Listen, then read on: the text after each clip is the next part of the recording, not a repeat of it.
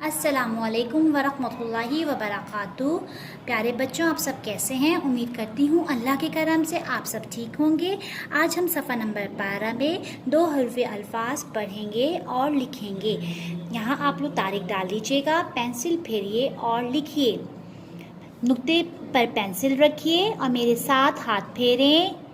रे है पहला हर्फ, अलिफ है दूसरा हर्फ, मिलके क्या बने? रा। रे है पहला हर्फ, अलिफ है दूसरा हर्फ, मिलके क्या बने? रा। जे है पहला हर्फ, अलिफ है दूसरा हर्फ, मिलके क्या बने? जा। ये है पहला हर्फ, अलिफ है दूसरा हर्फ, मिलके क्या बने? या। मेरे साथ लिखिए, नुक्ते पर अपनी पेंसिल रखें अच्छे से।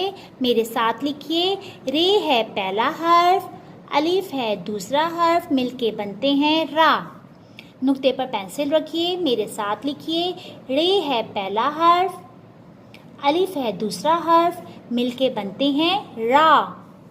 जे है पहला हर्फ, अलिफ है दूसरा हर्फ, मिलकर बनते हैं जा। ये है पहला हर्फ, अलिफ है दूसरा हर्फ, मिलके क्या बनते हैं? या। ओके बच्चों, आप लोग ये सब साफ सुथरा काम कीजिएगा। अल्लाह हाफिज़।